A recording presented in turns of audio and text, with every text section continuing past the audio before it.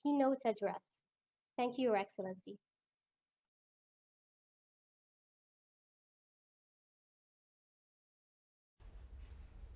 Chairpersons of the Global Councils on SDGs, ladies and gentlemen, thank you for joining us for the inaugural meeting and soft launch of the Global Councils on SDGs, term 2021 to 2023. We use the term soft launch, although of course in reality we can afford no such thing in today's changed and challenged world. As together, we strive to reimagine global societies and economies in the wake of the COVID-19 pandemic, there's truly no time to lose. Nor can there be any pause in the United Arab Emirates' mission to build and reinforce impactful partnerships driving sustainable development between communities and across borders. Not least as we near the occasion of our Golden Jubilee and we reflect that our nation was founded on principles that would later be enshrined in the global goals themselves. Since the launch of the first term of the Global Councils on SDGs in February 2018, those esteemed councils have identified and successfully implemented multiple avenues as delivery mechanisms to address the SDGs. We are thankful for the solid foundation built by the first term councils, and we are mindful and motivated by the precedent that they have set. Today, we welcome 17 distinguished chairpersons who will embark on the second term of the Global Councils on SDGs. I am grateful to each chair for their dedication and their commitment to making a positive difference to the global community. I'm impatient to hear news of their undoubtable progress, and I am eager to witness firsthand the impact that their efforts will achieve in the attainment of a cleaner, brighter and fairer future for all. This second term will divert from a singular SDG approach to a nexus model approach. Given the myriad complexities and interlinkages of the SDGs, the councils will galvanize and accelerate the implementation of the goals through innovative partnerships, inspiring projects, and informative white papers that will advance our understanding of one another, as well as the challenges we face as a society today. I look forward to welcoming the Global Councils to Expo 2020 Dubai. I think there was an issue with the audio. When we will Yes, celebrate the from official them, they are launch of the sending message. councils and their respective work programs. Before then, there is much to do. The world is watching, the world is waiting, and we must all deliver. Thank you so much for your time and attention.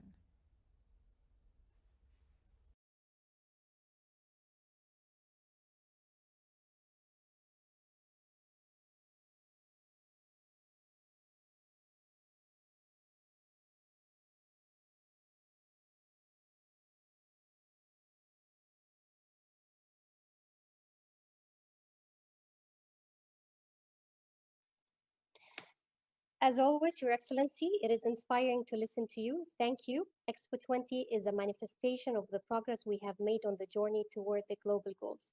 A few days separate us from the inaugural of Expo 2020. We wish you and your esteemed team all the best. The objective of today's meeting is to introduce Global Council chairs to identify cross-council collaboration opportunities to foster partnerships for the goals.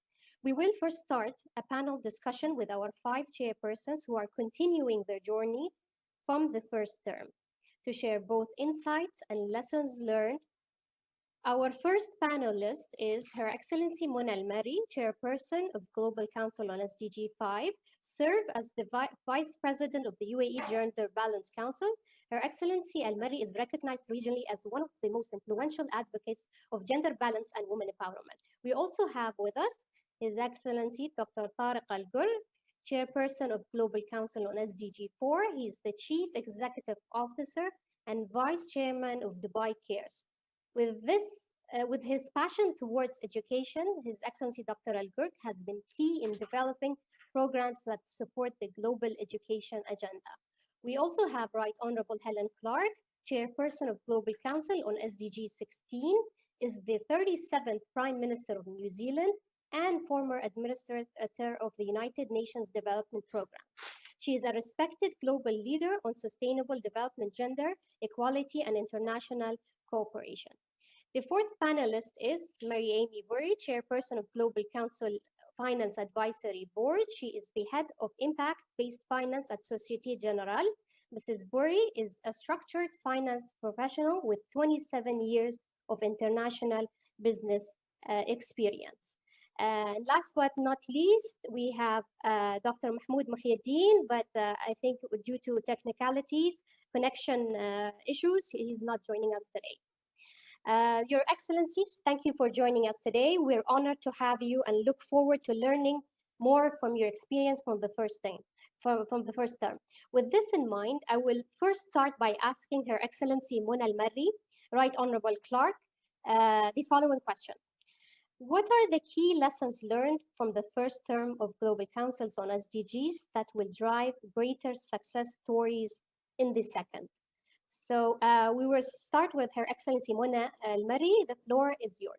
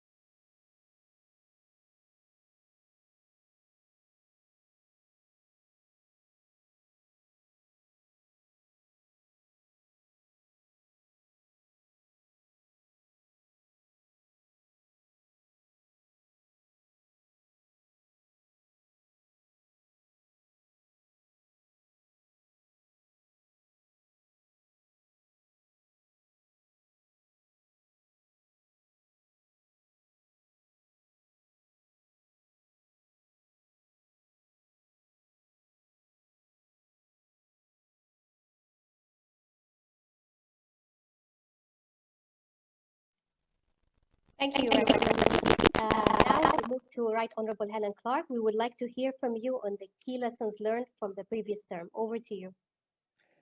Thank you, Helen, and greetings everyone from New Zealand. It's obviously been an honour to participate and to see how enthusiastic the government of UAE has been for really pushing the SDGs along. The SDGs have had a hard time with the pandemic, so every effort helps.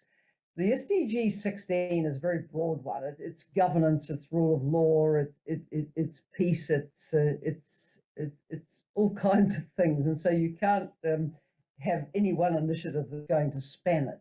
So what I think we found worked was to support very specific things, and one that came forward from one of our members who was very involved with youth engagement and empowerment was to back major challenges to young people to come up with ideas which would foster more peaceful and inclusive societies within which young people had a say and could design and propose projects. And out of that, really thousands of people got engaged and in putting forward proposals which would be a benefit to their society. So I thought that was really rather useful. We also spent quite a lot of time on the development of a proposal on how to support those who must lead implementation of the SDGs. And I'll talk more about this a little later in our time. But suffice to say that achieving the SDGs is not just about having good policies, not just about having the money. And some people don't have either good policies or the money. But even if you have good policies and the money, unless you have the skills at the ministerial level, supported by a capable public service to drive them forward, you don't make very much progress. So that's where we've zeroed in on our attention, a lot of time spent on refining the concept and ready to move along in the second term of the council. Thank you. So good policies, financing, skills at ministerial level. Beautiful. Thank you so much. Now I would like to ask our same panelists specific questions related to the work of the councils. We will start by His Excellency Dr. Tariq Al-Gurg.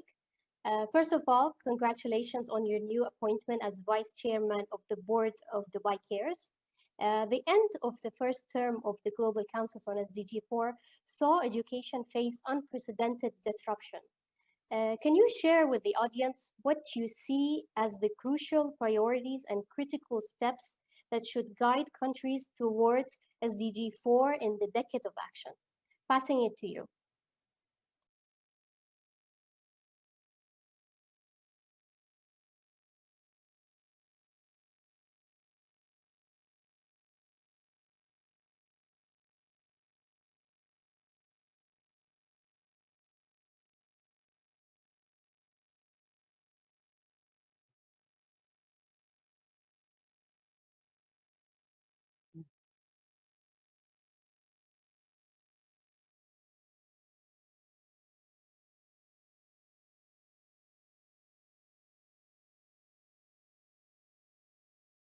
They did not have the privilege to get any education. So one problem we're talking here is everything that we have been seeking to bring education back to society, bringing children back to school, giving them quality education as one problem. Then comes COVID, and we thought we were solving the older problems. Now we have a new problem, which is connectivity, technology, low tech, high tech, and how can we reach to these rural communities? And that's creating a big issue.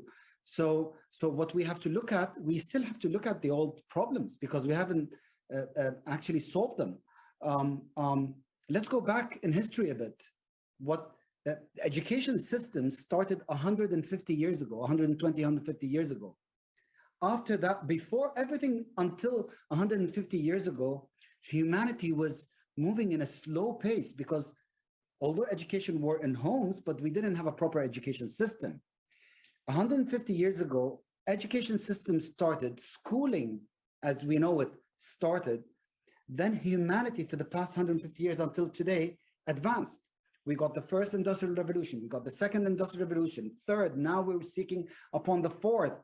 And with the technological advancements that we're going through for the past 10 to 20 years, is phenomenal. What did that happen? It's education. What's happening today with COVID? COVID hit. Look, you see, we were shy 20 years ago. We had the technology to move towards remote learning, but we didn't. I don't know why us as humans, we were shy to move, or we were afraid probably. But what COVID did today is actually, in a snap of a finger, it led us to go towards remote learning, to have virtual classrooms and learning. So my main point here is, if we don't do anything today, if we don't unite, if we don't create a proper ecosystem, a new system which is flexible, adaptable to the new changes, we won't be able to cope with the future jobs, with how we will be in the future.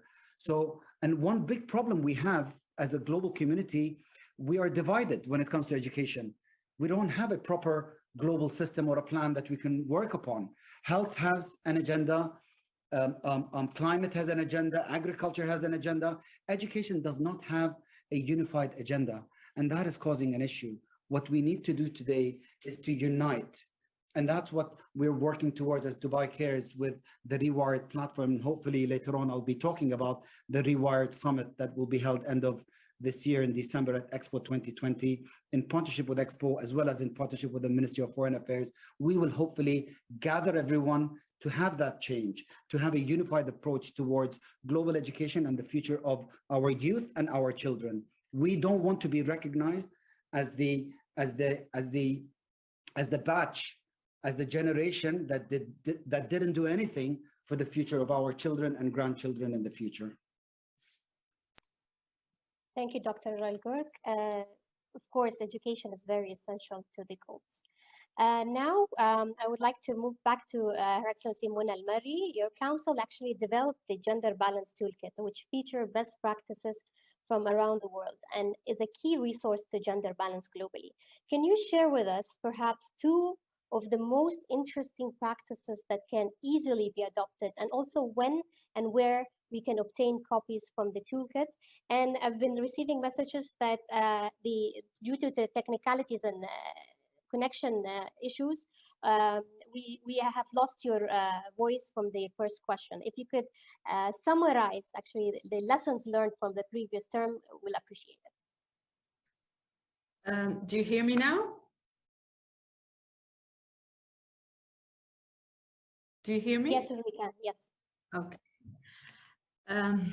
What I talked about previously about the lessons learned from the first term, I talked about inclusiveness and global partnerships, and how, when I say inclusiveness, I mean diversity, that is really matters, different profiles, experiences, and also the age groups that we feel, and I'm sure that everyone believes in the importance of having a younger members within their councils. Such joining efforts toward achieving one goal, and that goal is understanding and communicating our agenda as a council, which is the gender equality. And I think also we should never underestimate the importance and the power of global partnerships and a strong network. Because of such partnerships, we can share our knowledge, we can share experiences and the know-how, and we did, which I'll come to right now, had a great partnership with OECD when we worked on our initiative, the Toolkit, to achieve a more gender balanced and sustainable global community. Talking about this important initiative that we did as a council in the previous term, the Gender Balance Toolkit, we think, is a global reference to which we have worked, as I said, that in collaboration with the OECD. And it really combines all best practices from around the world and not from one particular place. And in one comprehensive guide. Two elements that I would like to briefly speak about today, the gender mainstreaming and the self-assessment.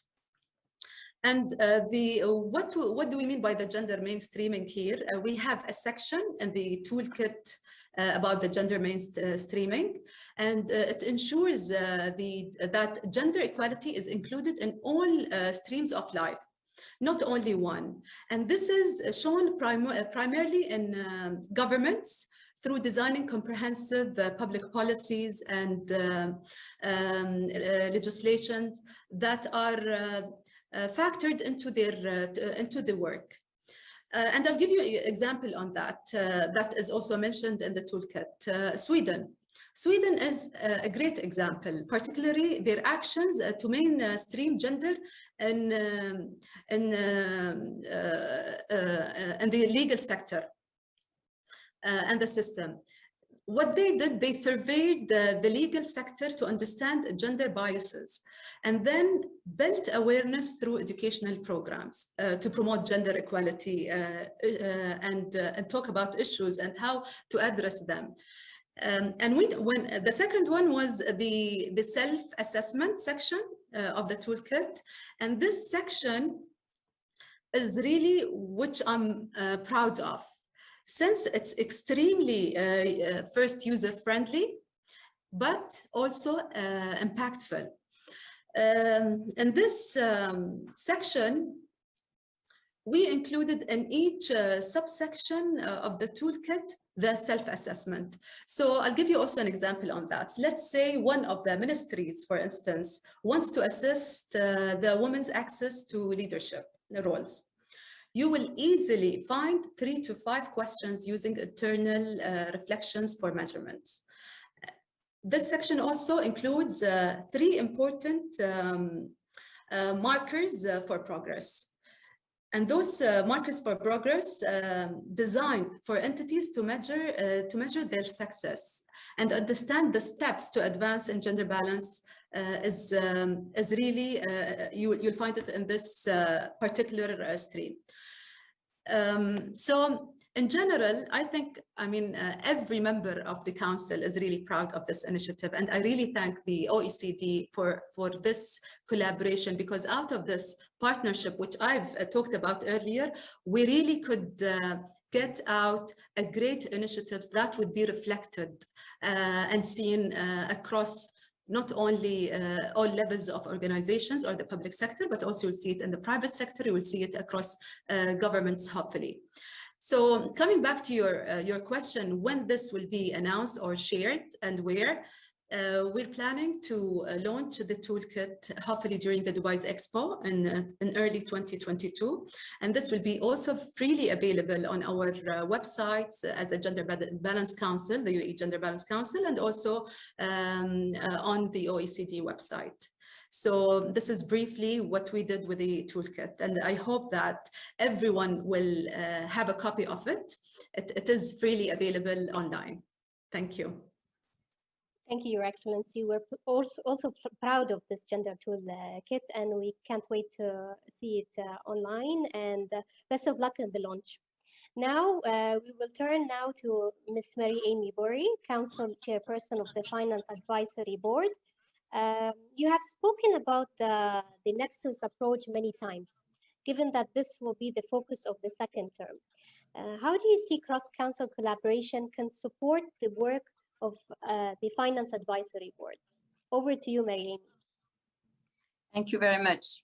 So yes, indeed, I've spoken about this before, and I may sound like a broken record, but I'm going to say it again. I truly believe that achieving the SDGs requires a disruptive, holistic, and impact-based approach, which means we really, for every investment or initiative we conduct, we need to try to maximize the impact out of it and not just the initial intended impact. And therefore, I was really very happy to see that this Nexus approach has been chosen for this new term, because that's really where we're going to be able to have more impact by working together. So how do I envisage this cross collaboration? Well, of course, I would advise each of the different councils, and now we have a quite larger number compared to the previous terms, to reach out to each other and take the time to understand what is it that each of the councils really wants to achieve, what is their intended impact, what are they trying to do, and then maybe brainstorm together as to how we can combine certain actions and improve the outcomes of those initiatives, and concretely how to collaborate, because time passes, as we know, and we need to find time to work together. And as far as the SDG Advisory Board, which we renamed from the finance cluster from the past term, really what we're going to try to do for each of the other councils that reach out to us is to provide our resources. We're trying to put together a panel of experts from different areas of the financing value chain, and put this expertise and these networks at the service of the other councils in order to help them develop or scale up the initiatives they have chosen. Thank you, Mary Amy. Let me turn next to Right Honorable Helen Clark. It's always a pleasure to have you with us. Leadership for SDGs is the core of driving global sustainable development. From your experience of working with former Dutch ambassador to Macedonia, Simone Filippini, what are the milestones achieved during your council? In addition, how do you envision enhancing peer-led leadership programs for sustainable development in the second term? Over to you. Thank you, and also great to hear of the work of the other councils just reported. Education and gender equality are very close to my heart, and really agree with the comments that were made. With respect to the Leadership for SDGs initiative, as I implied earlier, it recognises the reality that many people come into ministerial positions without necessarily the skills that are required to drive policies through to implementation. In many countries, ministers may be quite technically expert, even in the areas of their portfolio, but that's a different thing to go from technical expertise to actually being a policy maker and an implementer. There are skills to that. And we often make the point that in the case of business executives, for example, people have a lot of training invested in them, but we don't tend to invest in our ministers. In the development sphere, the attention has been more on the civil servants, and a capacitated civil service is extremely important, but ministers need to be capacitated as well.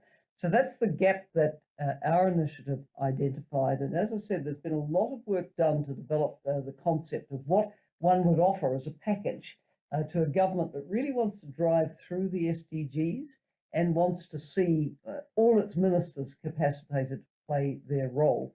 So there'd be three components identified to the program. The first would be to have top leadership experts able to respond to the specific needs that ministers and governments identified, and also to support them to work as a team.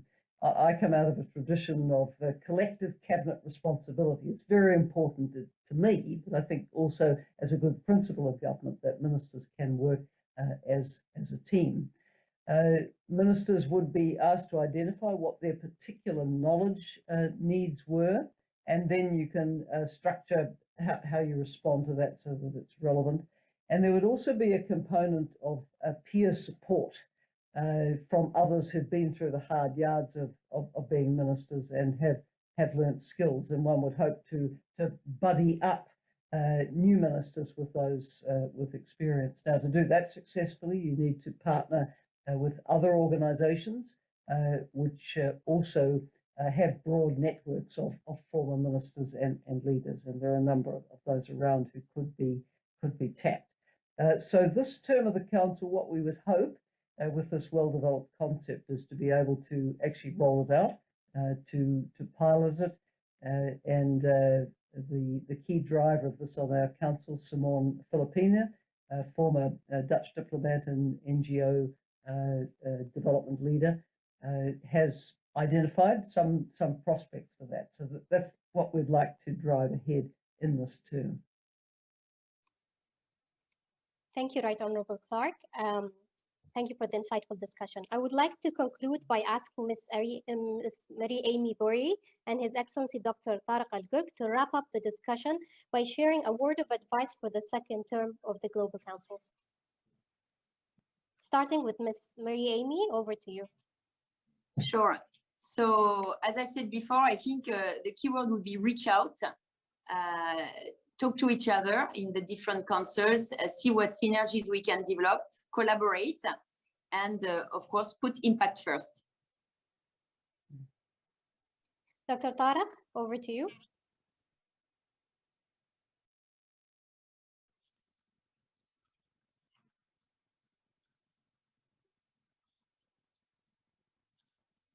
Should be in the SDGs. And I told her, don't forget education, don't forget education. She goes, of course it's going to be there. So Helen, thank you for pushing for education. I agree with everything Helen said. I agree with Marie, what she said in terms of having cross-council discussions, having policy change. These are the two main aspects. My advice is to commit to make an impact the right way, rather than coming to a summit or a conference ticking boxes.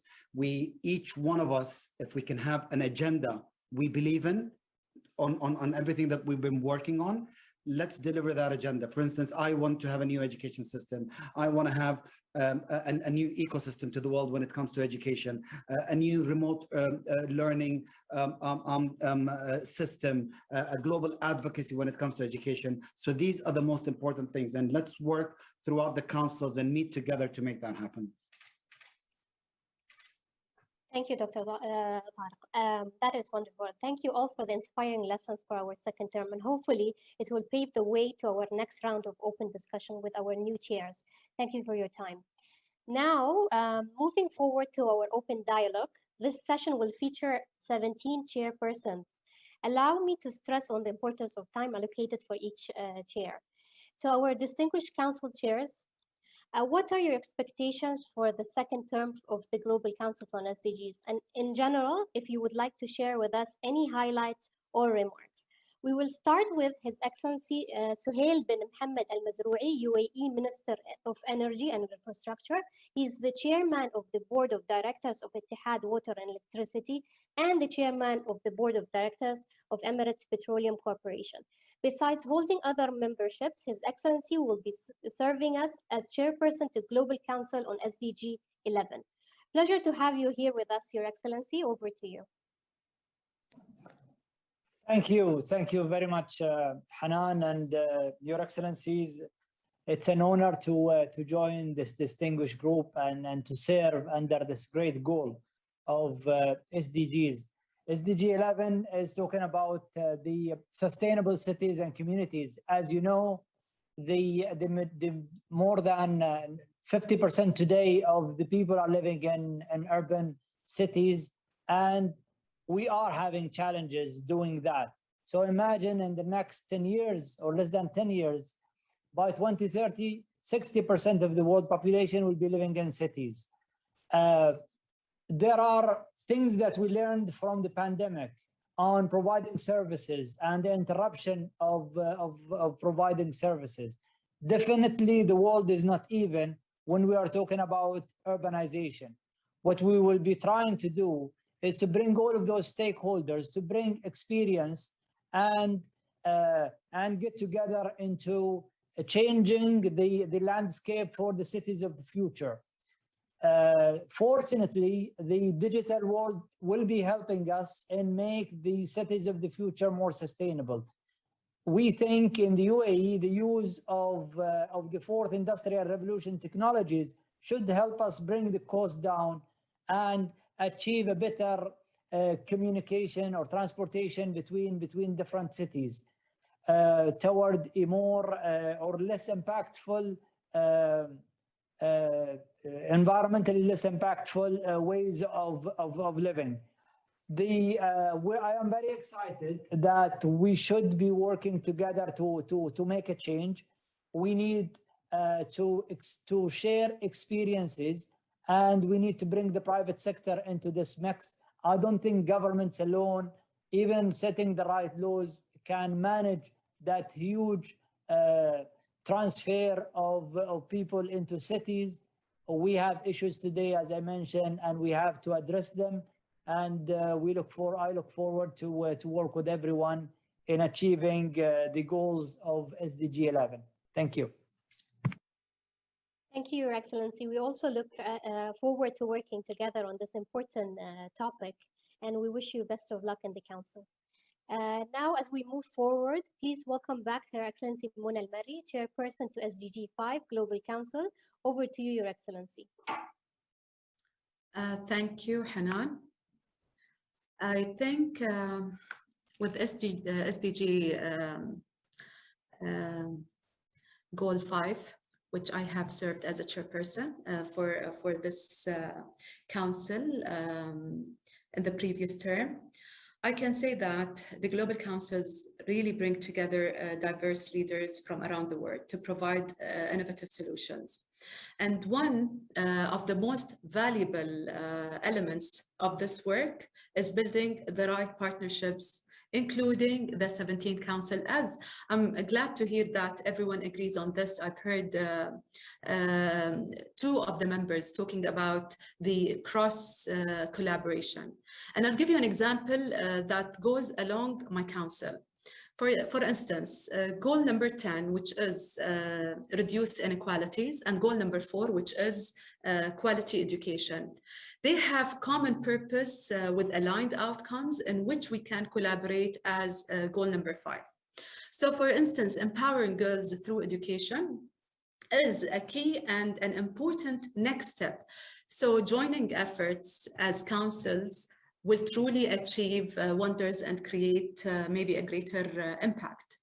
And again, I want to talk about the collaboration, because collaborations with great organizations such as the UN, OECD, IMF, the World Bank, and others is a great demonstration of how global partnerships should be key in achieving our future initiatives.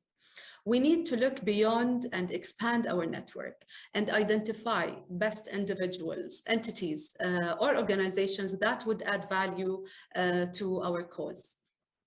In the first term, we limited as a council, as goal number 5 council, ourselves to a project or an initiative.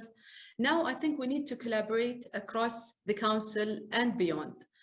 This will lead a wider outreach, as was mentioned, and a greater impact and a more sustainable outcomes. As we finalize the membership of the new council, I would like, of course, first to thank all members of the previous council, and I really look forward to working with the new members to advance gender equality. And in order to achieve further success, we need to emphasize on diversity. More experiences and more backgrounds, I think this equals more value. So this is what I'm looking forward in the new council, hopefully in the new term. Thank you, Your Excellency. We hope that this partnership will inspire advancing gender balance on all levels.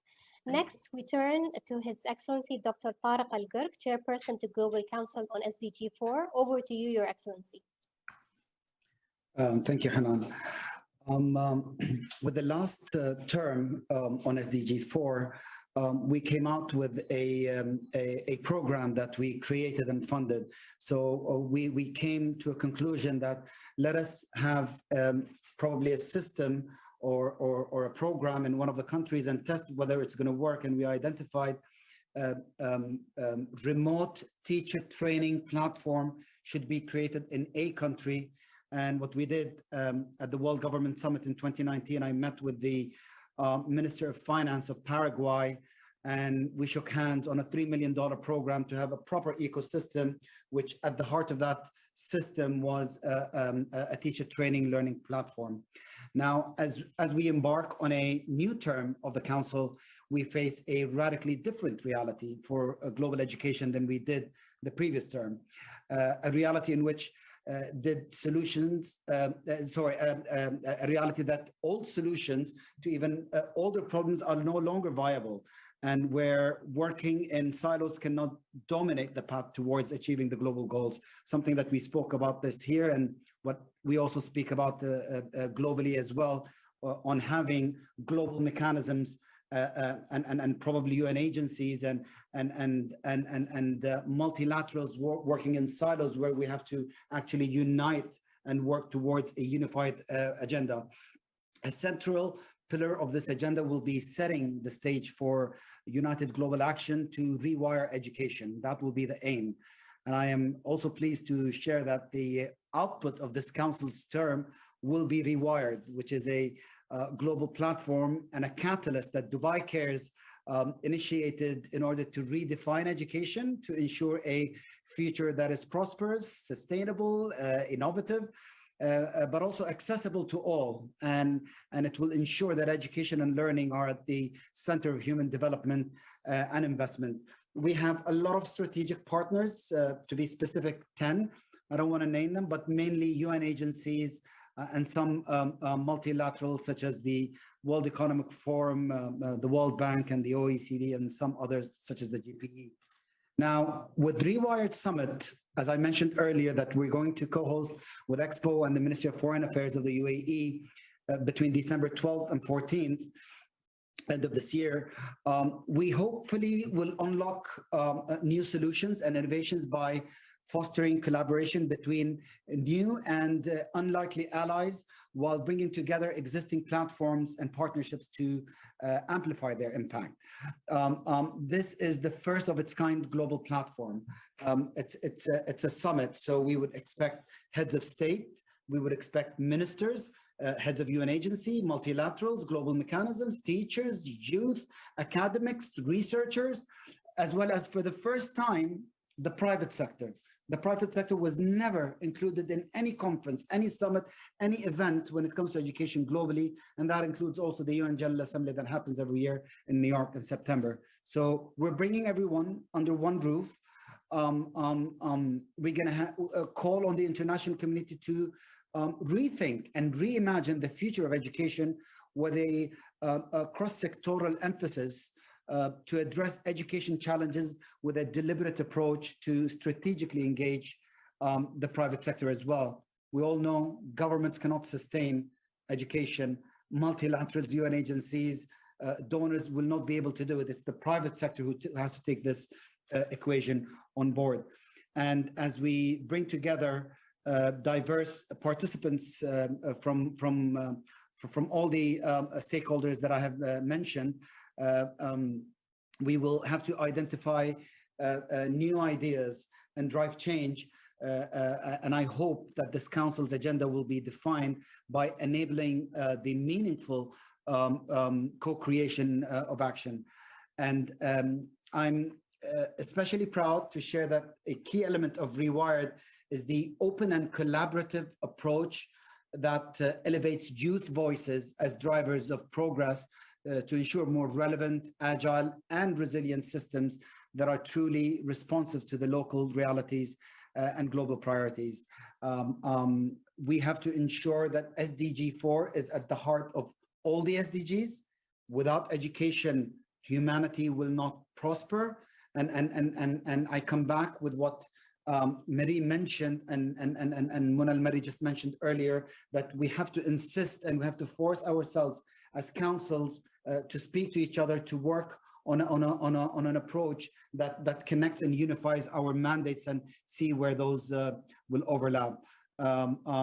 This is in a nutshell. The summit will be focusing on 3 key areas. Day 1 will be youth skills and the future of work. Day 2, innovation in education. Day 3, education financing. And what we want to do, we want to take all the topics, all the findings, all the speakers' input from everything got to do with education in SDG 4, put it in a dossier, give it back to the UN, and then start hopefully the first ever global agenda on education. So this council, the SDG 4 Council, will work towards making that first agenda of education and unifying the sector through where we are talking today. Thank you very much. Thank you, Dr. Al-Gurk. Best of luck in reshaping the education approach in the upcoming term. Once again, please welcome back Right Honorable Helen Clark, Chairperson to Global Council on SDG 16. Over to you.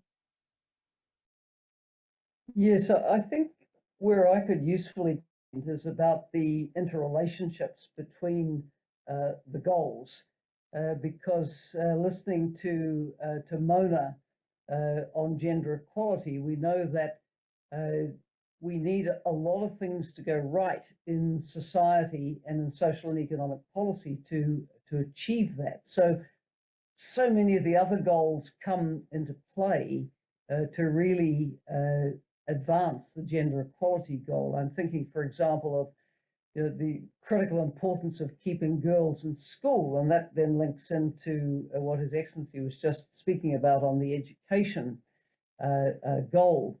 Now, one thing we know from COVID-19 is that UNESCO estimated that 11 million girls would never return to school after the lockdowns in those months of last year, around March, April, May, when many schools just stopped altogether. And some schools, by the way, have never gone back. I know of countries who have never opened their schools again since the pandemic. There's so much lost opportunity there.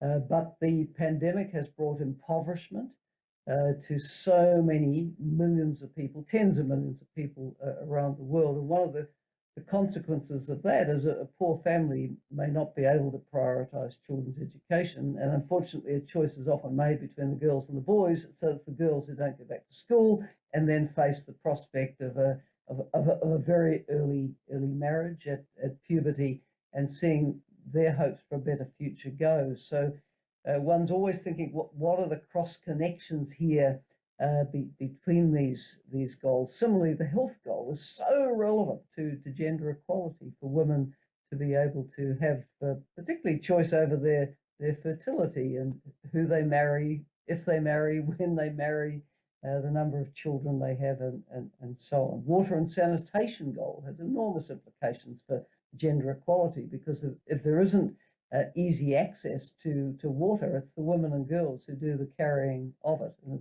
it's very burdensome. If there isn't sanitation in the home, but rather resort to communal toilets, women and girls are put at considerable risk of attack when they must go out at night. So just always recognizing these interconnections between the SDGs and reinforcing the work we each do, I think, will be very important.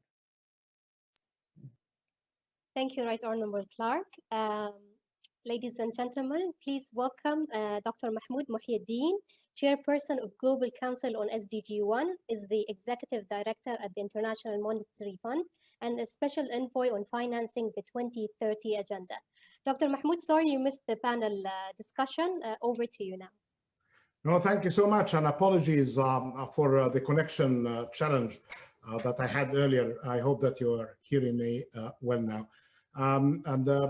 Let me build on what I just heard, and given the strong dependence of SDG 1 on the efforts and outcomes of the rest of the SDGs, I think I'll be very much repeating what Their Excellency just mentioned in their approach.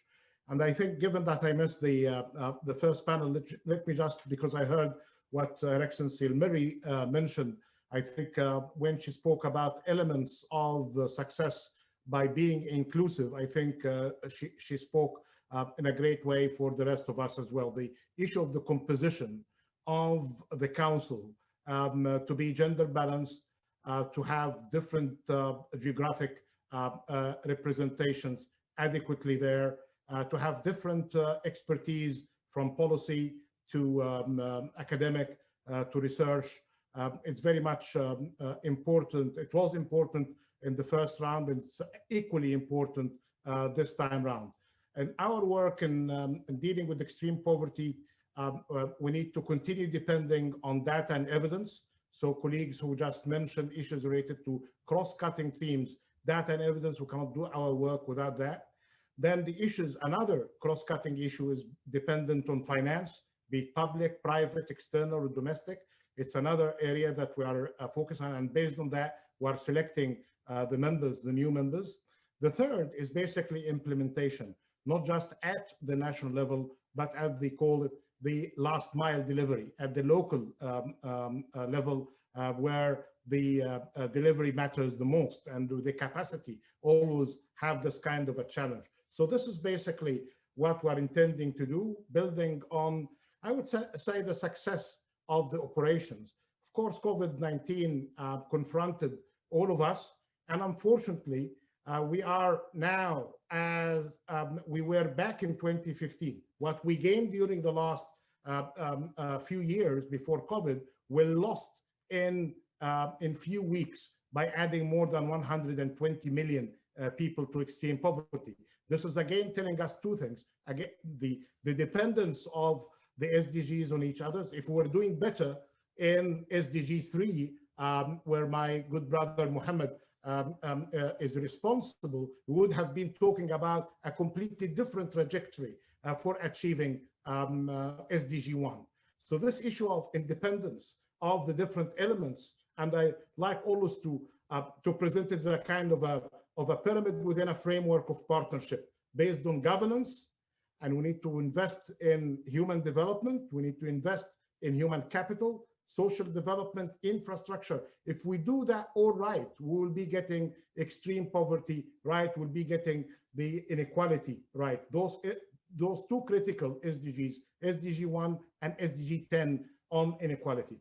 Now, of course, we cannot really disassociate ourselves from what's happening at the national level and the global level. And I like to share something that is not just relevant to SDG 1, but perhaps to other councils. Two things are happening. This is the common agenda that was just released by the Secretary General, and I take from it two things. The great divergence that we are all facing globally and because of inequality nationally.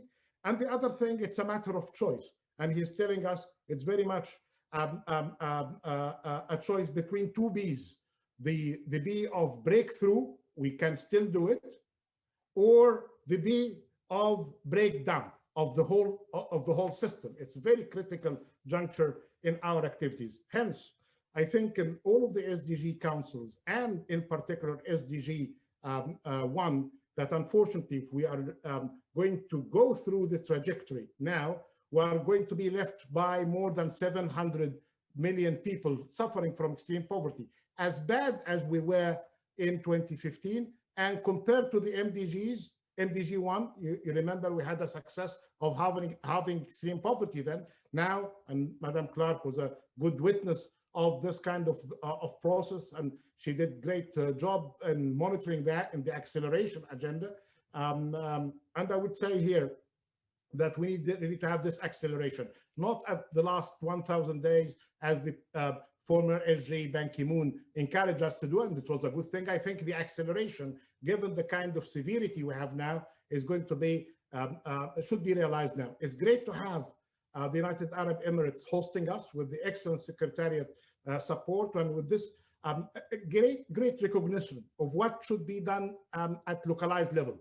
You have excellent job. Thank you, Dr. Mahmoud. So my key takeaway. Regional and global. Sorry, I took more time, but I was trying to compensate for what I missed in the first panel. So governance, human capital, social development, infrastructure. Thank you so much. Investment in them all. Yes, indeed. Yes. Ladies and gentlemen, please welcome our new chairperson to Global Council on SDG 3, Dr. Mohammed Ali Patey. He is the Julio Frank Professor of the Practice of Public Health Leadership at Harvard. Dr. Patey previously was the Minister of State for Health in the Federal Republic of Nigeria. Pleasure to have you here, Dr. Patey. We look forward to hearing from you. Thank you, Excellencies and distinguished participants. It is my great honor to chair the Global Council on the SDG 3 in its second term as part of the United Arab Emirates SDGs in Action Initiative and the UN Agenda 2030 for Sustainable Development.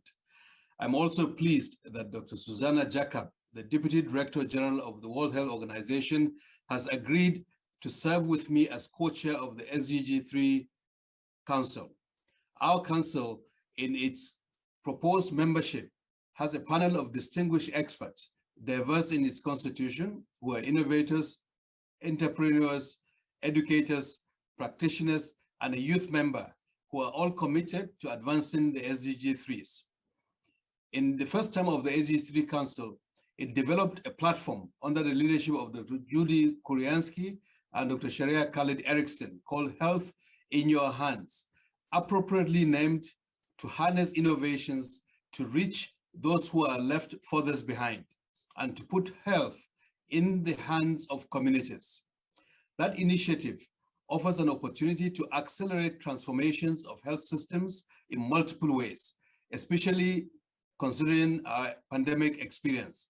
I'm therefore very excited to work with the Global Council now in its second term to expand the scope and reach of those innovations which will shape the future of global health and regain the pace of progress towards achieving the SDG 3 goals, as well as all the other SDGs. We see SDG 3 as one that is central to all the other SDGs as well. I think Dr. Mahmoud and Helen and others have also alluded to that. The SDGs are all interconnected. In the upcoming council term, we will further develop the platform that existed during the first term, expanding the scope and the scale of the innovations, evaluating progress, encouraging course corrections, and promoting policy, regulatory, and financial enablers for their adoption at scale. We will do this in close collaboration with the WHO and others, and in line with the SDG 3 Global Action Plan. We expect to share insights and lessons learned from our work through a white paper at the end of our council. From now until January 2022, when we officially launch the work plans of the council, we will convene members of our council, develop our work plans, and identify opportunities for synergy with the other councils. We will measure our success by the opportunities we create to hasten development and expansion of the reach and depth of the innovations to increase access and quality of health services, especially for those who are left behind. I encourage you all to follow the progress of our work, as well as the Health in Your Hands initiative via its website, healthinyourhands.co/. I look forward to working with all of you in the other global councils, as together we can achieve a lot together. Thank you. Thank you, Dr. Pate, and we wish you very best in the council health in your hands. Next, please welcome again Ms. Mary Amy Burry, Chairperson to the Finance Advisory Board. Over to you. Thank you very much. So as I said before, the SDG Finance Advisory Board will consist of a panel of experts that will assist the other SDG councils to design, implement, and as case may be, scale up the initiatives that they have chosen to launch. So what we want is to offer the other SDG councils the opportunity to tap into the knowledge and the networks of the Finance Advisory Board members, so that we can help mobilize funds of all kinds and also maximize the targeted outcome. So we've already started working in the past term with the SDG 3 Council on the initiative that has just been described, Health in Your Hand. And of course, we'll continue to do this work. And in fact, as I'm speaking, Dr. Shari Khalid Eriksen is on the ground in East Africa, due diligencing some of those ventures and trying to scope out what are the potential co-financing partners for those ventures. So our council is in the process, in fact, of designing a screening tool to identify amongst the high number of ventures identified by the platform, which are the 5 to 10 most promising health ventures from a risk-return impact perspective. So the ones that are most likely to attract investors, in particular private investors. So this is example for the SDG Council, SDG 3 Council collaboration.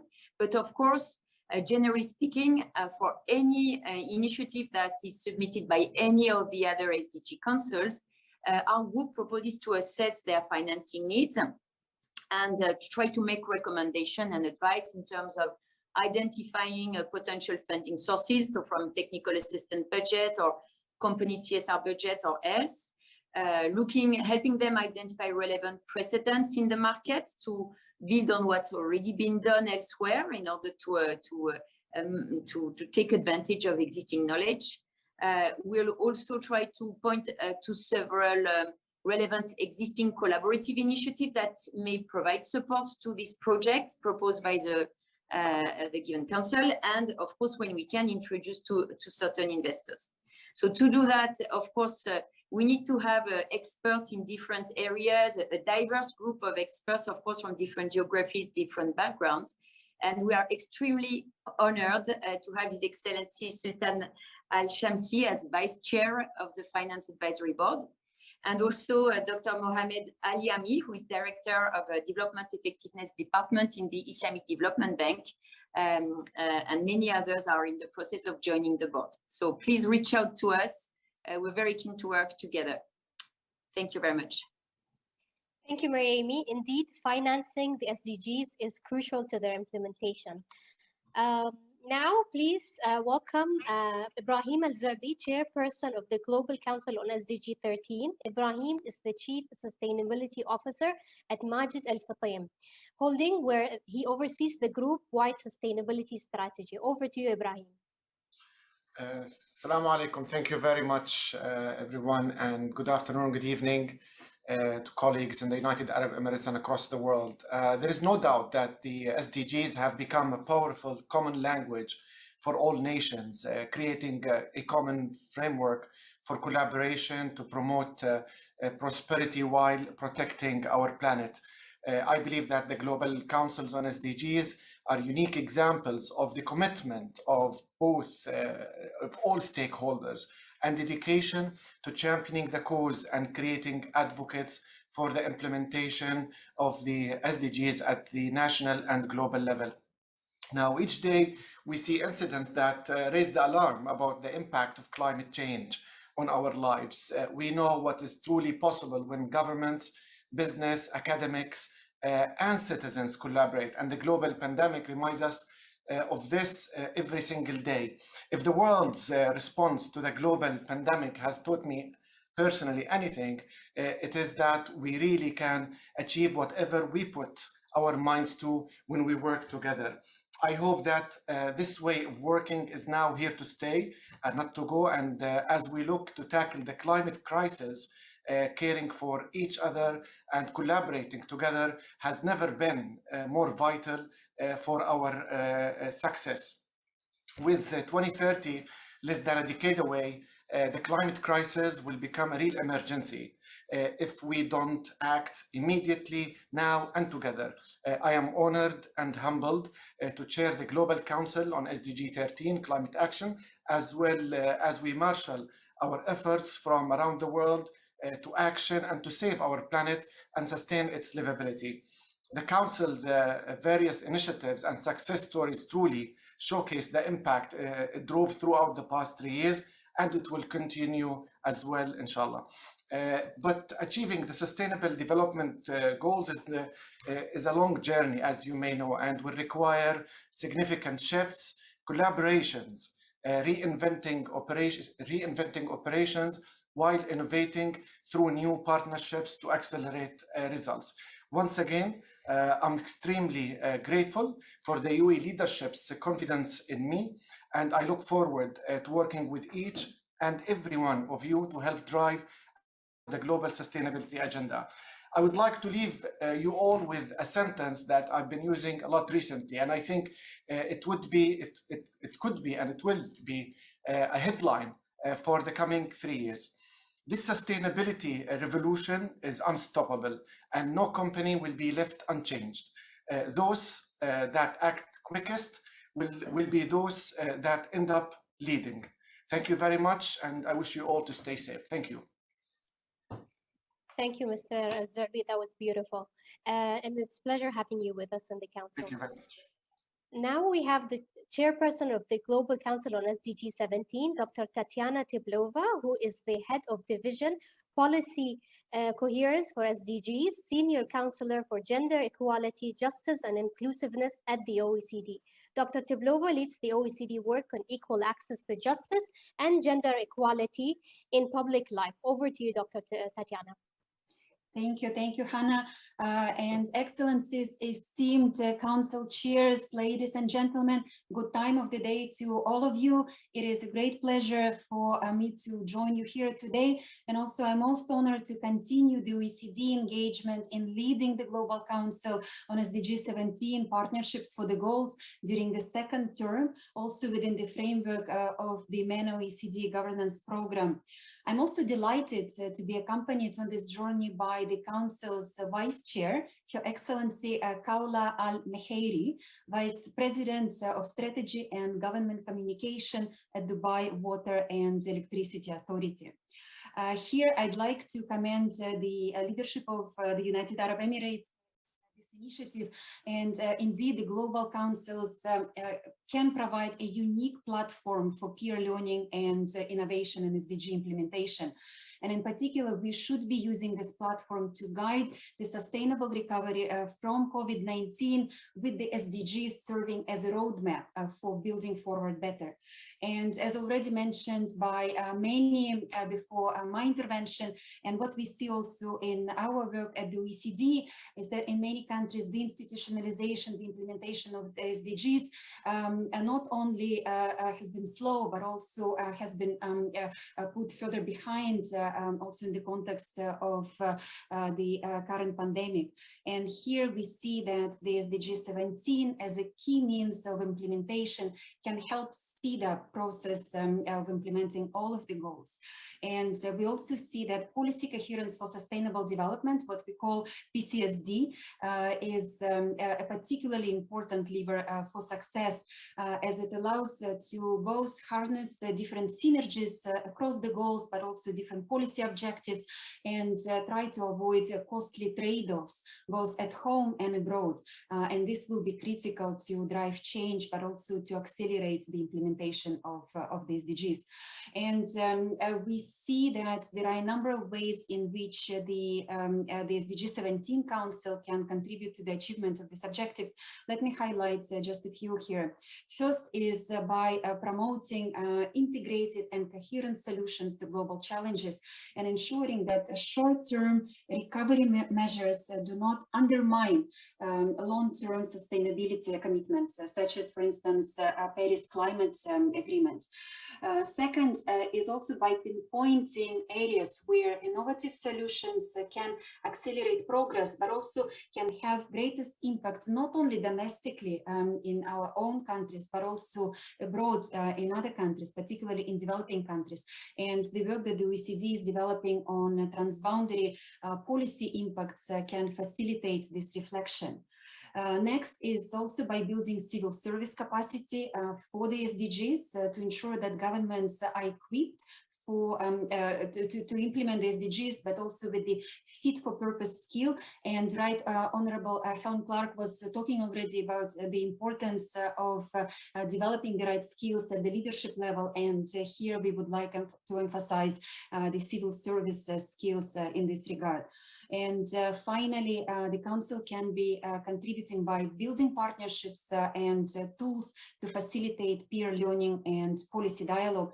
And I'd like to highlight a tool that we've been developing also during the previous term of the Council, an online observatory for the PCSD and SDG governance to support this work, which can also provide an interactive space where practitioners, including members of different councils, can come together to share experiences.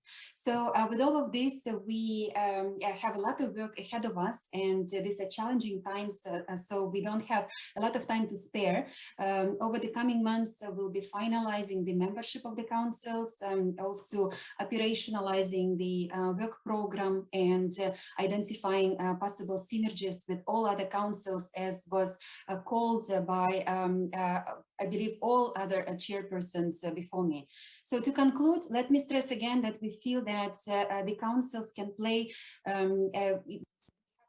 real potential to make an important difference in the implementation of the SDGs, and we look forward to working together with all of you in making it happen. Thank you. Thank you, Dr. Katyana, and we wish you best of luck in finalizing with the Council and the program. Before moving to the next speaker, I would like to highlight that the first term of the Global Councils on SDGs has focused on a singular SDG approach.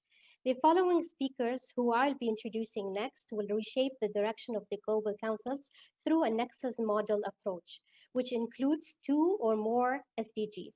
It is my honor to introduce the first of the Nexus Model Councils in this term, Ms. Hannah Al-Rustumani, the Group Chief Executive Officer of First Abu Dhabi Bank. Ms. Al-Rustumani was named Group CEO of FAB in January 2021. In addition to her role, she is a member of Mastercard Advisory as well as the IMD Foundation Board. Welcome, Ms. Al-Rustumani. The floor is yours.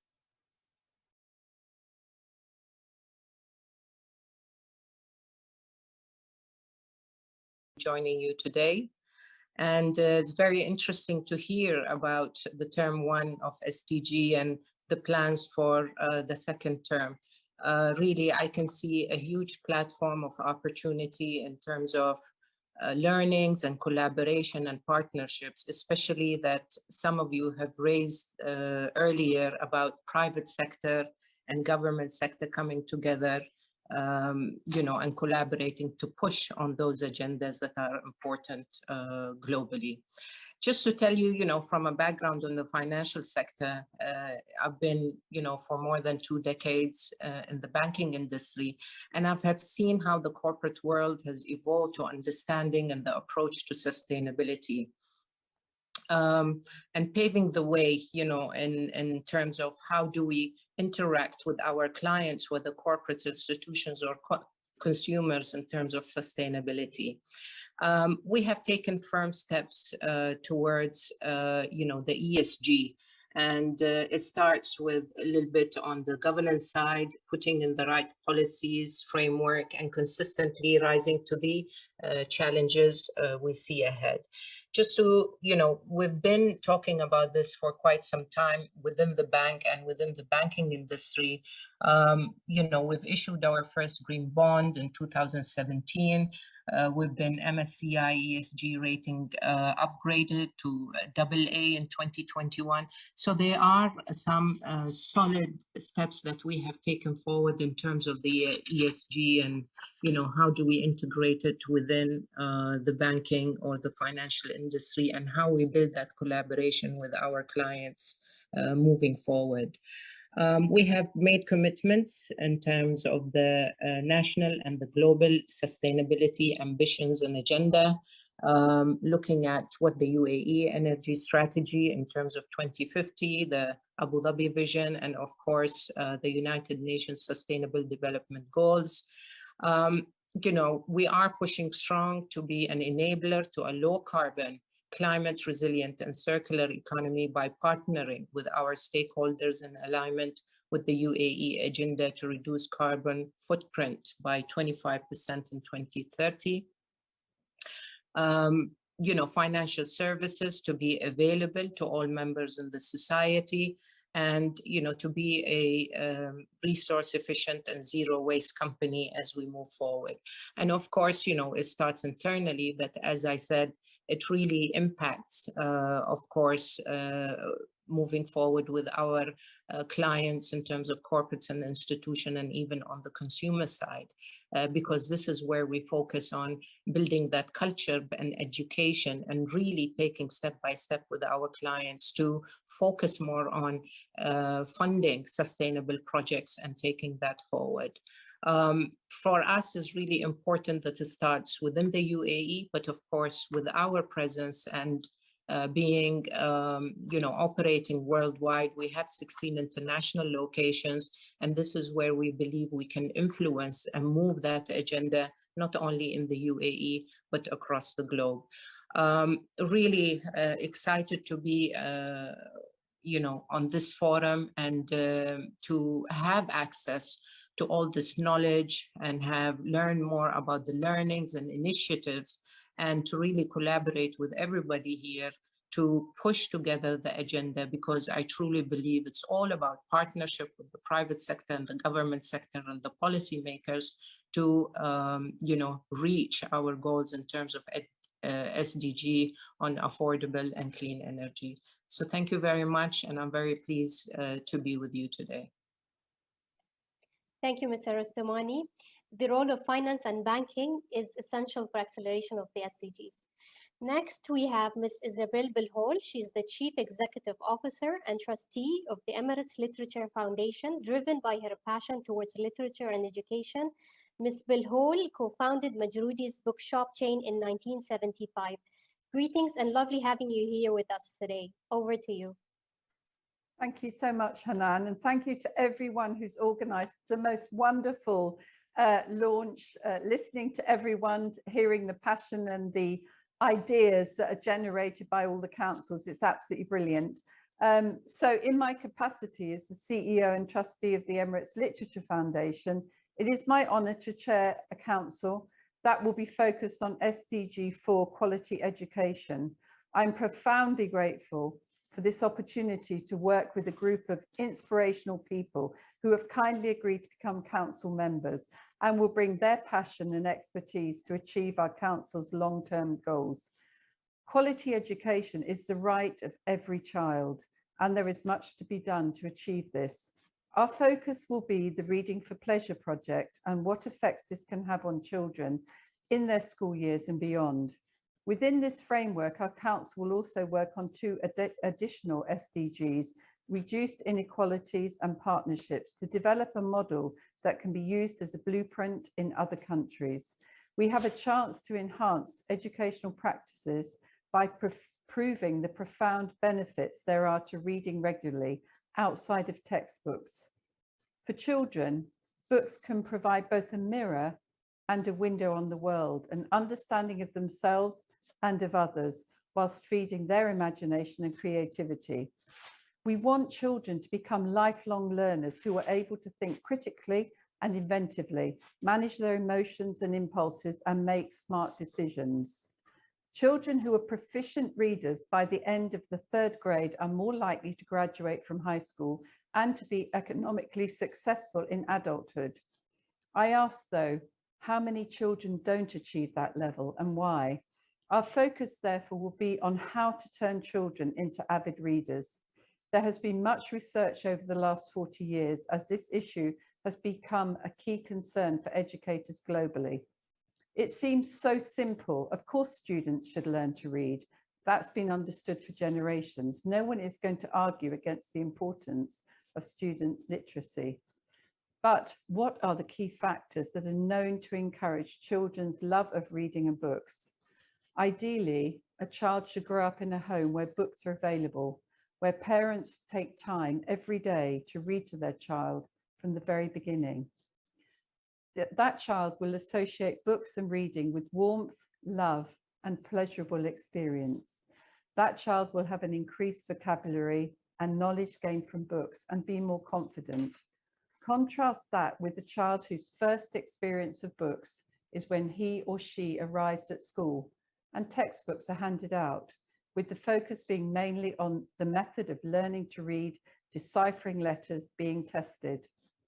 The Reading for Pleasure project involves parents, teachers, and students providing a wide variety of books in Arabic and English, webinars with authors, and resource packs so that students and teachers can enjoy expanding stories through art, drama, and other subjects. Importantly, there is no testing element. It is about enjoyment. Finally, here are some good reasons why reading is so important to student success. Self-esteem, improved concentration, critical and analytical thinking skills, stronger memory skills, expanded vocabulary. Reading reduces stress, lowers blood pressure and heart rate, alleviates depression symptoms, and increases empathy. What is there not to love about reading? Thank you all for allowing me to share our Council's expectations in the years ahead. We must continue on our mission until every child is given a quality education and a chance to develop a lifelong love of reading. Thank you. Thank you, Ms. Belhol, and we wish you best of luck in the initiative Reading for Pleasure. Thank you. Please welcome Dr. Manal Teriyam. She is the Chief Executive Officer and Board Member of Noor Dubai Foundation. Under her leadership, Noor Dubai contributed to helping over 27 million individuals around the world to eradicate blinding disease. Great having you here in this discussion, Dr. Manal. Passing it to you. Assalamu alaikum. Thank you so much, Hanan. Good afternoon, everyone. It is my honor to be part of this great initiative and to highlight the role of NGOs in driving the implementation of SDGs in the healthcare sector and its impact on an economic and social level. As a foundation, Noor Dubai primarily focuses on preventing blindness.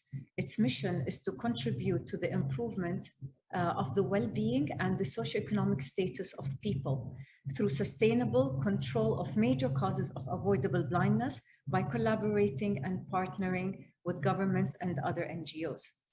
Driven by our strategic objectives, we have moved towards more comprehensive and long-term programs, which not only include treatment of an individual in need, but also human resource development to empower the local community and infrastructure improvement to ensure more sustainable impact. Particularly in the field of healthcare, it is crucial that we integrate solutions into the public health system to ensure continuity of all efforts. For this reason, we are pleased to share with you Noor Dubai's comprehensive, sustainable, and integrated eye care program in the state of Katyana, northern Nigeria, which was launched in 2019 and will continue until 2023. As per the latest estimates, there are around 4 million people who suffer from blindness and visual impairment in Nigeria. In addition to that, there is an urgent need of services and eye health resources in many of the states. In Katyana alone, there's an estimate of 45,000 persons who are in immediate need for cataract surgery, while there are only 5 licensed ophthalmologists who are practicing in only 2 hospitals, catering to over 9 million of the population. The Noor Dubai program was designed to integrate into public health strategies and was structured around sustainability, complemented by capacity building of humans, material, and infrastructure resources. The program aims to improve the quality of life and the socioeconomic status of the people of Katyana, and will contribute to reducing blindness and visual impairment in the state by around 40%. Back in July, and during the 75th session of the United Nations on Accelerating Action for SDGs, it was acknowledged that eye care services as part of the universal health coverage are relevant to achieving SDG goal number 3, noting that vision loss leads to an increased risk of mortality and mental health disorders. Furthermore, access to eye health care is essential to achieving SDG 4, as it has a positive impact on school enrollment and education. The United Nations resolution suggested the use of the World Health Assembly resolution 73.4 indicators for monitoring the SDGs. These indicators are effective coverage of refractive errors and effective coverage of cataract surgery. Therefore, Noor Dubai SDG Global Council Program objectives are designed to accelerate achievements in SDG 3 through cataract and refractive error services with interlinkage to SDG 4, 5, and 1. The program aims to raise the effective cataract surgery coverage in Katyana by 30%, while including a gender-neutral manner within 4 years. In addition to that, it aims to improve refractive error services among school children by achieving at least 70% effective refractive error coverages among school students within 2 years. Over the next few weeks, our team will work on recruiting members to the council across several sectors and to arrange meetings with other council chairpersons to explore collaboration opportunities and synergy between the councils. We will also finalize a detailed work program to launch at the Expo 2020 Dubai's Global Goals Thematic Week.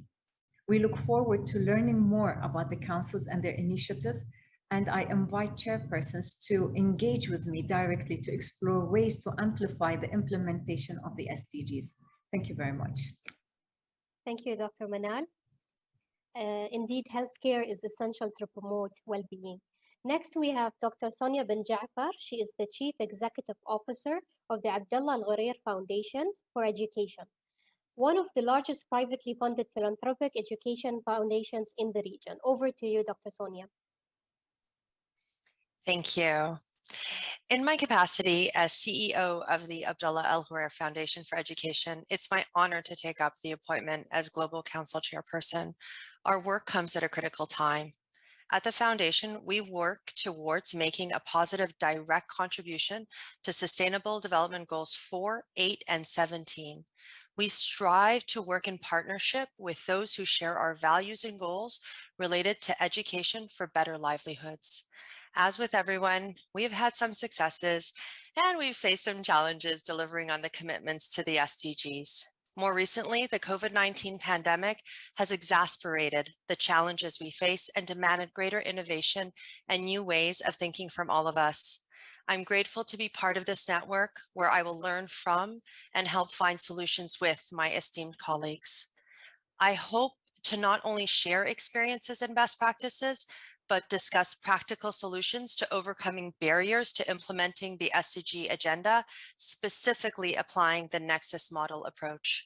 I'm excited about this opportunity because in this decade of action, we are aware of the realities of others. We are aware that there is no one-size-fits-all solution. We will need to be smart in applying solutions that fit the local and global challenges.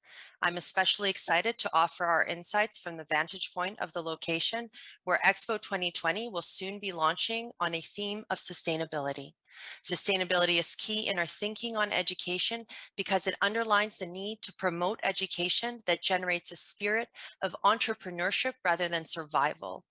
We're seeking innovative, localized, and contextualized solutions to tackling the diverse issues. As an outcome of our work together, I anticipate that my own perspective will evolve and be positively influenced so that I may do better in my community, and my community might do better in the region and global spaces. I applaud those who have served this purpose before me. I'm acutely aware of the fact that the Global Councils on SDGs took root in the UAE, where we as the foundation and the administrators of the Abdulaziz Al Khuwair Refugee Education Fund have managed to co-create over 45 partnerships that help over 60,000 underserved Emirati and Arab youth across 22 countries in the Middle East and North African region. We have a track record and willingness to learn to improve. This was achieved because our collaborations are authentic and rooted in shared values and needs. We managed to bring public and private sector actors to the same table with educational institutions to create a shared platform, not only to educate youth, but to give them a better chance to get jobs. But not just any jobs, the right jobs that matter for the future, that are in line with sustainable development. This is critically important at a time when the majority of the people in our region are under 25 and are already worrying about how they will confront their destinies.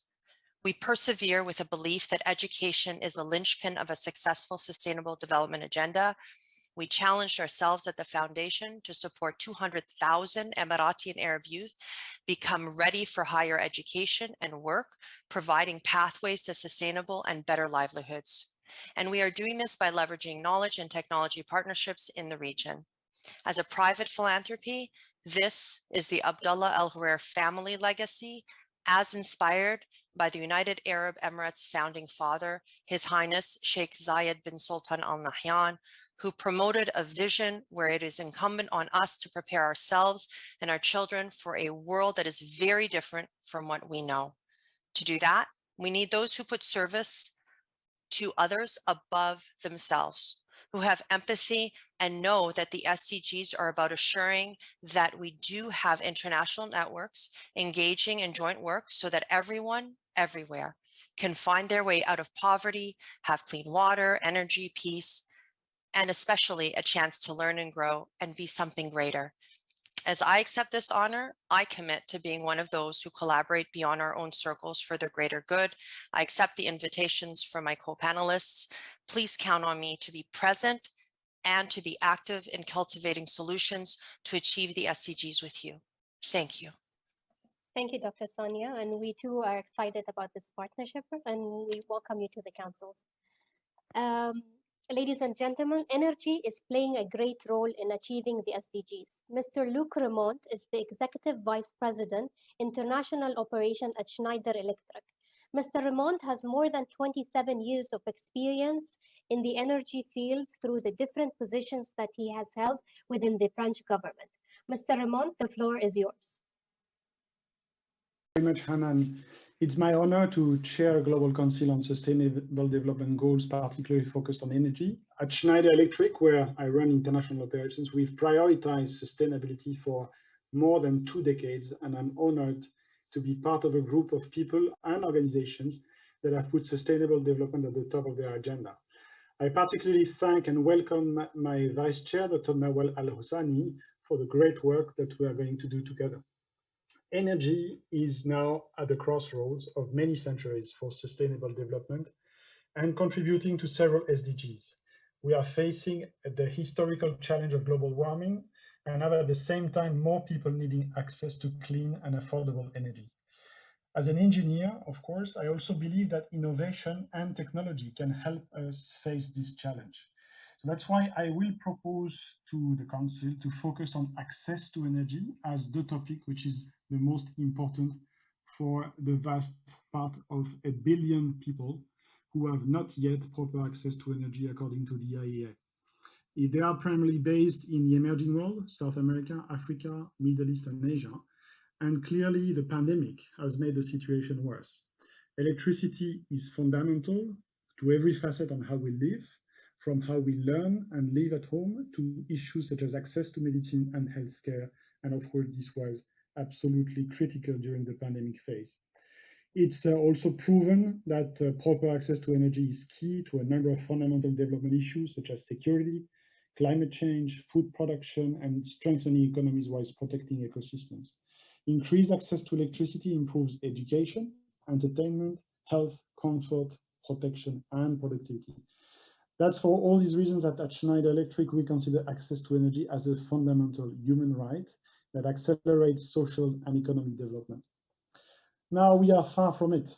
For example, Africa is hungry for energy with more than 600 million people without access to energy. Africa currently accounts for 1/6 of the world's population. However, it generates only 4% of the world's electricity. So the following elements are the key topics that we need to tackle in order to face this challenge of access to energy for everyone. First one is collaboration. It's key to achieve proper access to energy for every person on the planet. The best programs involve local stakeholders, including suppliers, residents, customers, governments, financial institutions, and NGOs to bring and sustain safe, clean electricity to communities. These collaborative efforts include business models for electrification via off-grid solutions and prosumer models, impact investment fund for innovative local energy entrepreneurship, and training to address local skill shortage.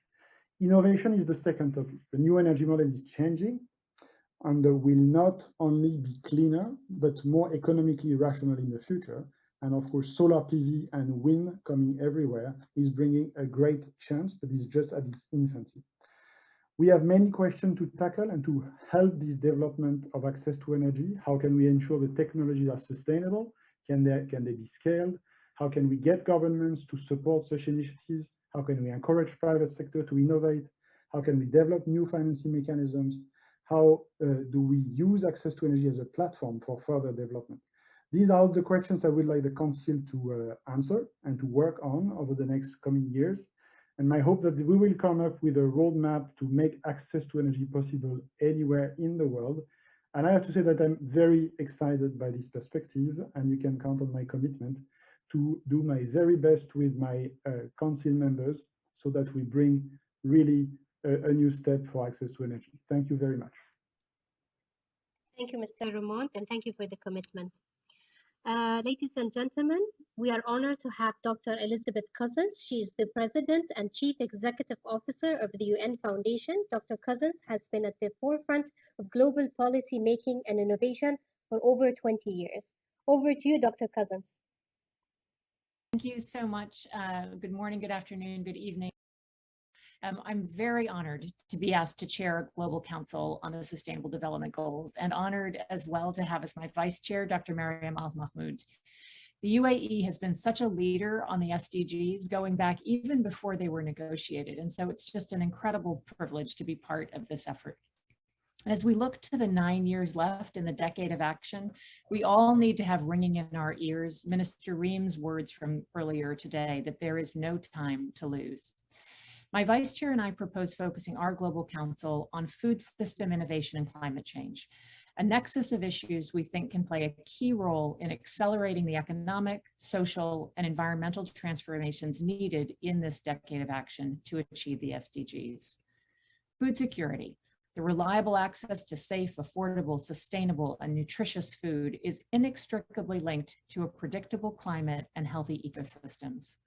Climate change and the associated severe weather, droughts, fires, diseases we see all around us are already threatening the production of food around the world. And unless we act decisively, these problems will worsen, and the poorest and most vulnerable will suffer disproportionately.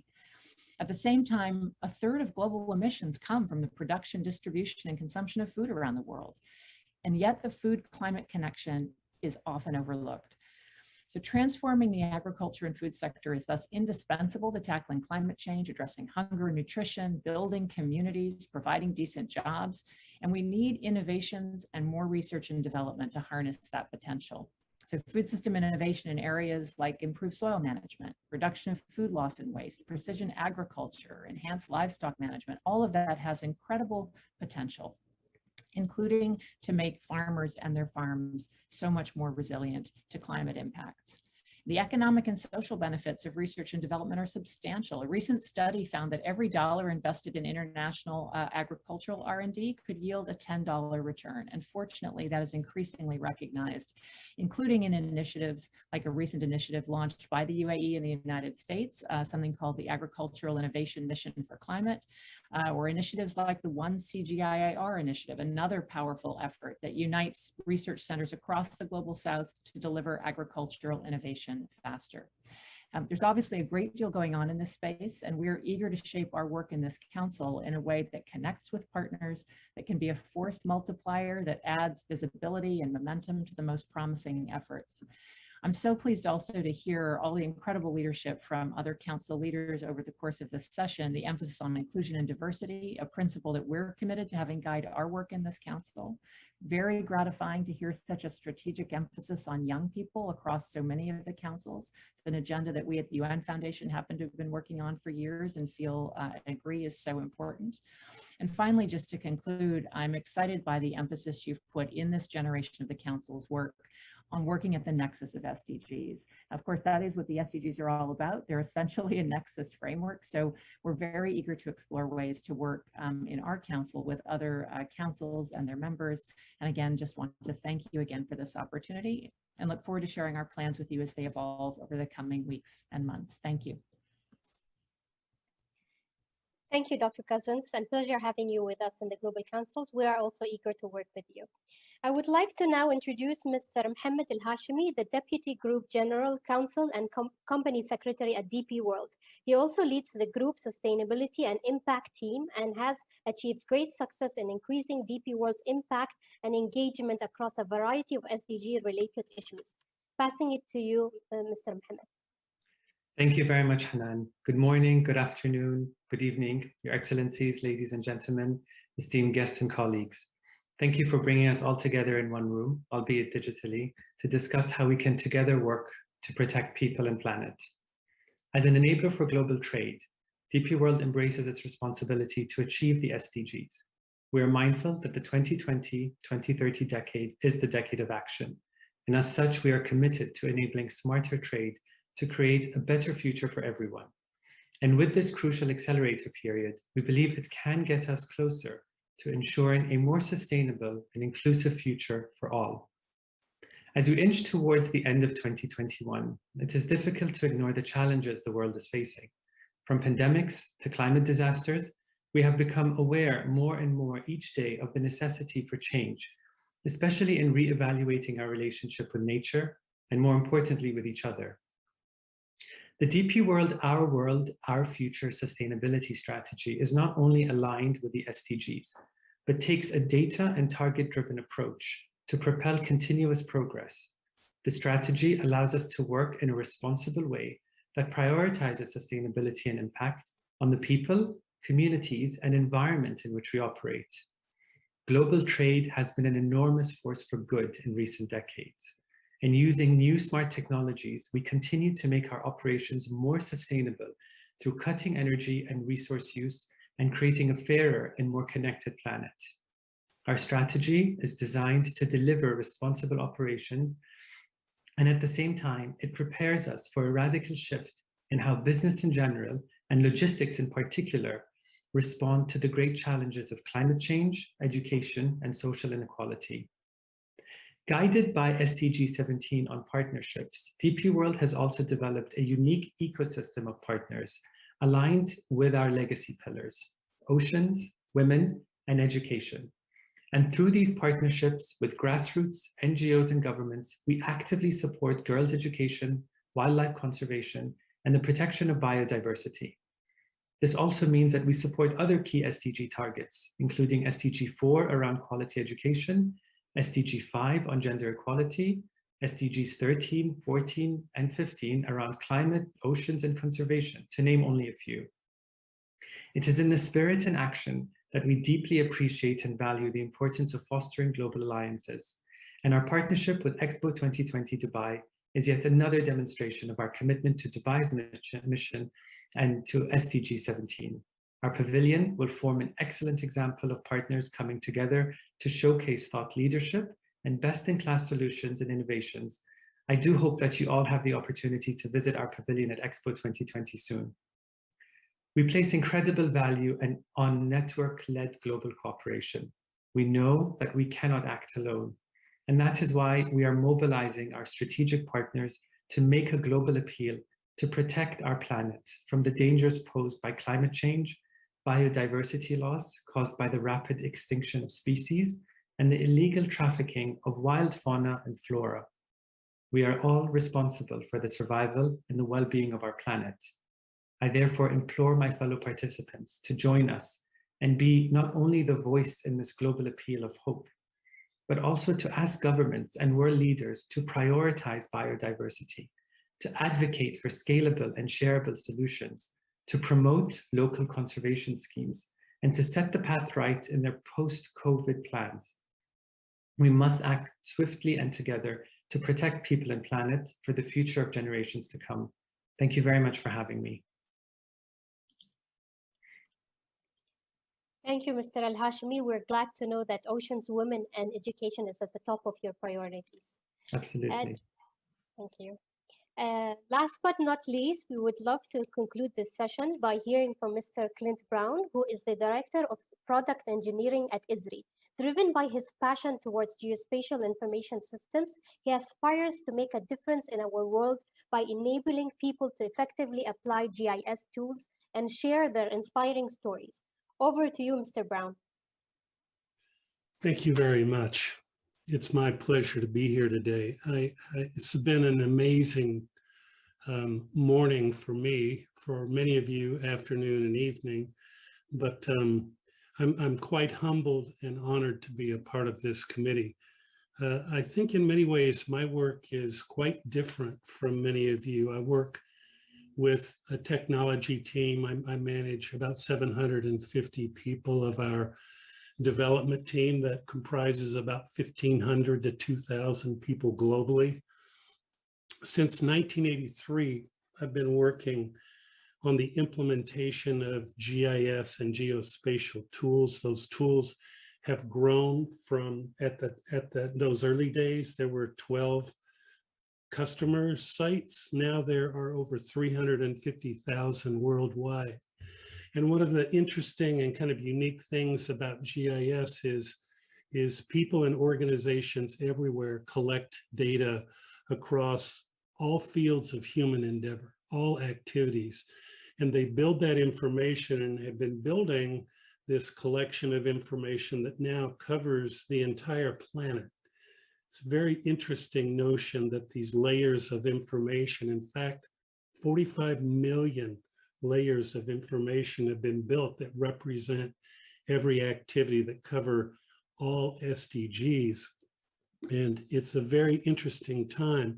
Many of you are familiar with the coronavirus dashboard published by Johns Hopkins at the beginning of the COVID-19 pandemic.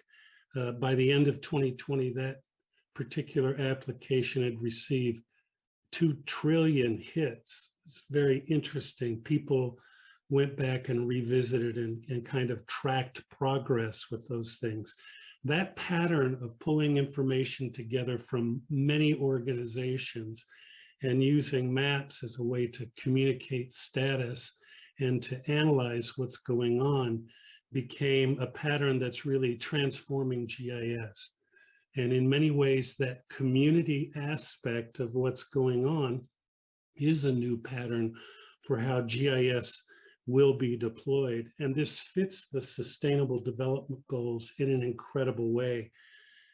You know, it's kind of interesting. Sometimes when I think about what do we do about the SDGs, first of all, what the UAE team and Dubai have done is very impressive and honorable. I think the fact that all of you and your peers that came before you have made the decision to just act now and to be moving and to try to make progress on all of these goals. The idea of this Nexus initiative and those types of initiatives are very important to what's going on. And in many ways, this isn't about one organization. This is about all organizations and all people everywhere. And I really have to applaud this Nexus partnership approach that was being discussed today. I really like that. I look forward to working with all of you. I think that GIS has a critically interesting role to play in this education vision for how to communicate what's going on for the SDGs. And I'm honored to be a part of this team. Thank you very much.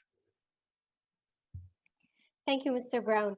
Indeed, the use of GIS is essential for creating more sustainable future. The Secretariat of the Global Councils are grateful to each chairperson. We are excited for the journey ahead and wish you the very best of success. Honorable guests, ladies and gentlemen, to wrap up today's session, we are honored to have His Excellency Umar bin Sultan Al Ulama, Minister of State for Artificial Intelligence, Digital Economy and Remote Work Applications, Managing Director of the World Government Summit Organization, to give the closing remarks. Your Excellency, passing it to you. Thank you, Hanan, and thank you to every single chairperson. Thank you for the time, for the effort, and really this dedication that you have. Your Excellencies, ladies and gentlemen, it's an honor to be with all of you here today to witness the aspiration and dedication set by the chairpersons for the second term of the Global Councils on SDGs. I'd like to start by conveying the sincerest appreciation of the Chairman of the World Government Summit, His Excellency Minister Mohammed Gargawi, for the efforts, for your dedication over the years, for the altruism that has been visible, from your desire to do everything necessary and possible to catalyze a positive momentum for the SDGs. Over the past centuries, and through written and recorded history, we realize that when humanity comes together to achieve a goal, whether it be scientific, economic, or social, the progress that is made and the accomplishments that follow change the course of history. Our gathering today is a historic one. The last few years has been challenging for governments, for businesses and societies worldwide, and it forced us all to adapt to new realities. However, what makes me optimistic is seeing that people are not just able to adapt, but we're also able to thrive in an era of change. The renewal of this dedication today is vital to accelerate the implementation of the 2030 Agenda. Achieving the SDGs has been a foundational pillar for the World Government Summit Organization. In 2016, the World Government Summit introduced the SDGs in Action platform, which was dedicated for global leaders, experts, and policymakers to convene and address innovative solutions to the implementation of the global goals. With the collaboration of the global community and the strong partnerships that were built, 2018 saw the inauguration of the Global Councils on SDGs. And today we renew and build on our commitments to accelerate the implementations of the 2030 Agenda. Distinguished chairpersons, it really gives me a great pleasure to be a part of this energetic group, to be filled, to be in a room that is filled with passion, and to also be a part of this historic gathering, this historic set of councils, and honestly hope that we'll be able to come back and remember this day as a day that has changed history. Thank you very much for your efforts, and I look forward to seeing you in person in the next World Government Summit. Thank you, Your Excellency. On behalf of UAE National Committee on SDGs, I would like to thank the Council chairpersons and the audience for attending today's soft launch. I would also like to thank our partners for organizing this event, the World Government Summit Organization, and the Permanent Mission of UAE to the United Nations in New York. We look forward to welcoming you all to Dubai Expo 2020 during the Global Goals Week in January 2022 for the official launch of the Global Councils on the SDGs. Our session now has officially ended. I wish you all the best, and until we meet again, thank you. Thank you. Bye. Much. Thank you all. Everyone, and bye. Thank you. Take care.